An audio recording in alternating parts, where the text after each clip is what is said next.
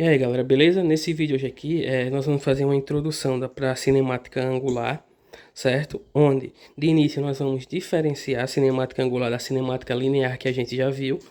Então, qual é a diferença? A cinemática angular a gente vai ter na rotação e a cinemática linear a gente vai ter em linha reta, certo? Lembrando, cinemática angular numa rotação, ou seja, aqui numa circunferência, no movimento circular, e cinemática linear numa linha reta. Qual a maior diferença delas? A maior diferença delas é o seguinte: quando a gente estuda cinemática linear, a gente leva em conta que um corpo extenso ele é um ponto, a gente leva em conta a definição de ponto material, e a gente vai estudar o movimento desse corpo levando em conta apenas a translação desse corpo. Só que quando a gente estiver estudando a rotação de um corpo, a gente não pode levar em conta isso. Por quê? Porque se a gente pegar diferentes pontos do corpo, a gente vai perceber que esses diferentes pontos desse corpo em rotação, eles apresentam velocidades escalares diferentes. Como assim? Vamos pensar aqui nesse relógio aqui que eu tenho aqui, ó. De início, esse ponteiro está nessa posição aqui, apontando para o 12. Só que o que acontece? Eu vou pegar dois pontos aqui desse ponteiro, o ponto A e o ponto B. Aí agora a gente vai analisar a segunda situação.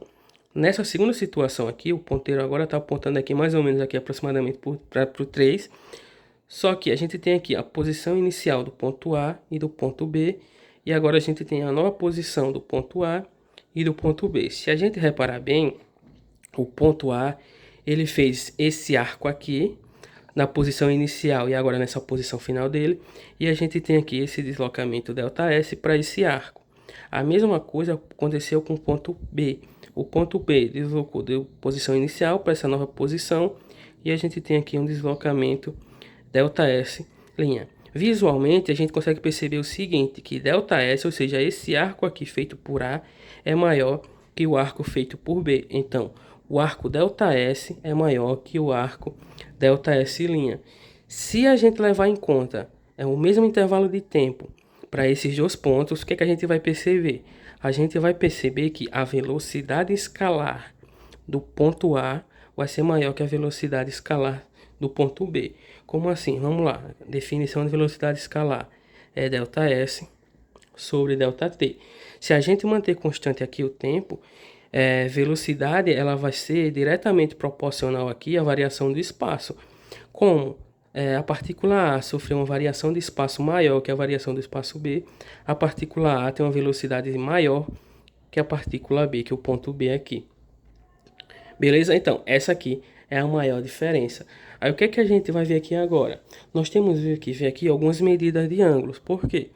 Porque quando a gente começa a estudar geometria elementar, nós vamos ser apresentados a duas unidades de ângulos, que é o grau e a volta, certo? Que a volta a gente também pode chamar ela de revolução, ok? Para uma volta completa, a gente vai ter um ângulo de 360 graus, e 360 graus é igual a uma revolução, que uma revolução é representada dessa forma aqui. Então, a gente tem um ângulo de 360 graus, corresponde a uma volta, ou a uma revolução.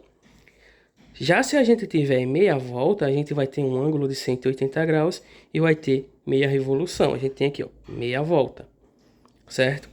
Já no caso de a gente ter aqui um ângulo de 90 graus, a gente vai ter que isso aí vai representar um quarto de volta, que vai representar 90 graus, que vai ser igual a um quarto de revolução. Então aqui são alguns valores interessantes de a gente guardar. Por quê? Porque com esses valores aqui, algumas conversões elas podem ser feitas na hora da gente estar estudando a parte de cinemática angular, ok? Outra coisa também que a gente tem que entender é que a trigonometria ela vai ser extremamente importante aqui na trigonometria vai ser extremamente importante no estudo da cinemática angular. Por quê? Porque a trigonometria ela vai introduzir aí pra gente uma outra unidade, que essa unidade ela é chamada de radiano e ela é representada da seguinte forma, ok? E o que seria um radiano? O radiano a gente vai dizer que é a medida de um ângulo central de uma circunferência que vai corresponder a um arco de comprimento igual ao raio da circunferência, ou seja, esse S vai ser igual a R. Então, vamos lá, novamente, o que seria a radiana? Vai ser a medida desse ângulo central, certo? Dessa circunferência que a gente tem aqui, que vai corresponder a um arco, que é esse arco que a gente tem aqui, que esse arco vai ter comprimento igual ao raio dessa circunferência. Beleza? Então, isso aqui que eu acabei de falar é exatamente o que é um radiano. Beleza?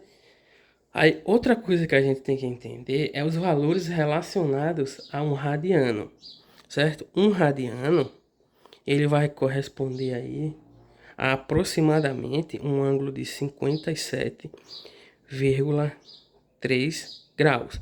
Além disso, quando a gente falar de uma volta, a gente sabe que uma volta é igual a 360 graus.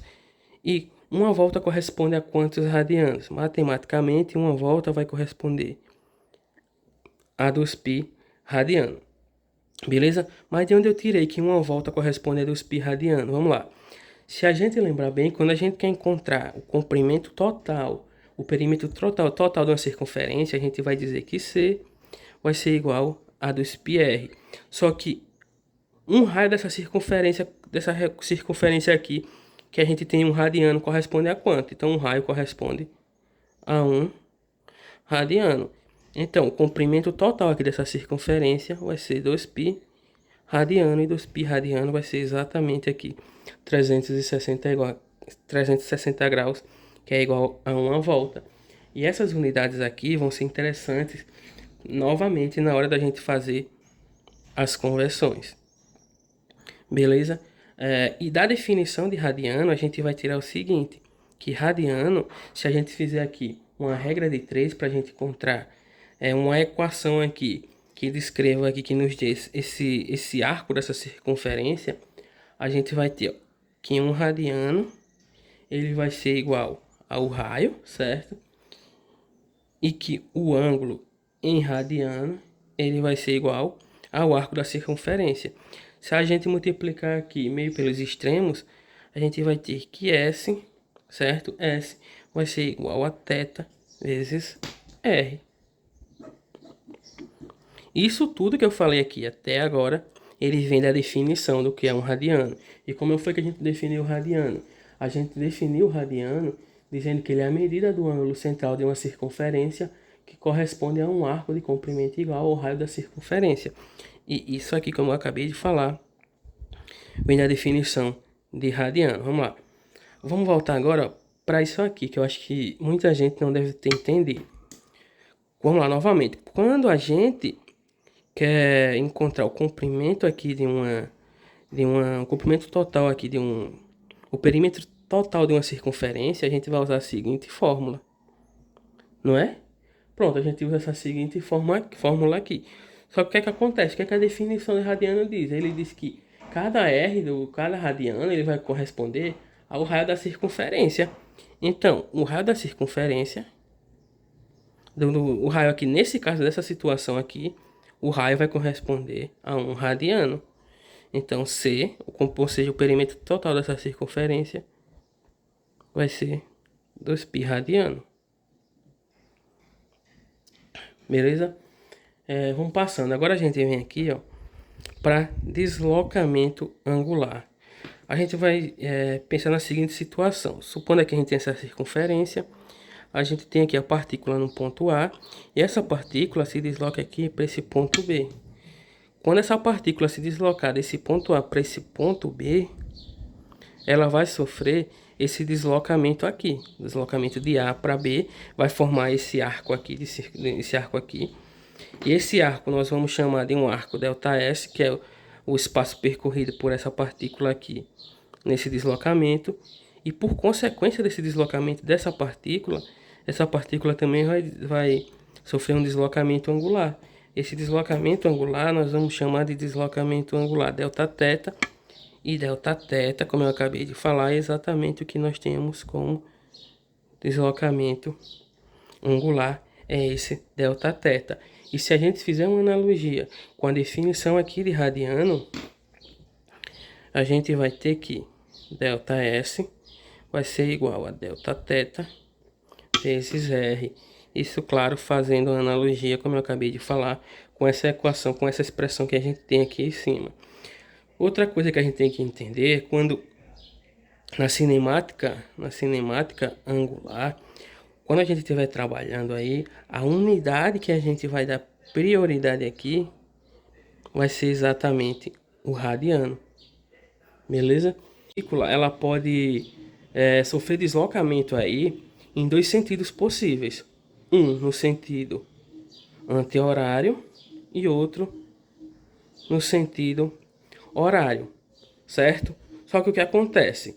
Quando a gente fala de sentido anti-horário e sentido horário, normalmente a gente vai estar falando aqui se a partícula sofrer um deslocamento positivo ou negativo, certo? Em trigonometria, a gente vai dizer que quando a partícula sofrer um deslocamento angular aí no sentido horário, no sentido anti-horário, a gente vai ter que Δθ ele vai ser maior que zero, ou seja, Δθ vai ser positivo.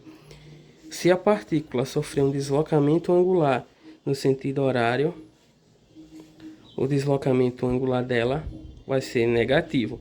Isso aqui em trigonometria, certo? Só que o que acontece? Quando a gente estiver trabalhando aqui essa parte de cinemática angular, normalmente a gente vai estar falando do valor absoluto, ou seja, a gente vai estar falando do módulo desse deslocamento angular, então a gente não vai levar em conta o sinal. Isso se estiver trabalhando apenas com uma partícula, se estiver trabalhando com mais de uma partícula, e realmente a gente tem que levar em conta essa situação que a gente tem aqui, beleza?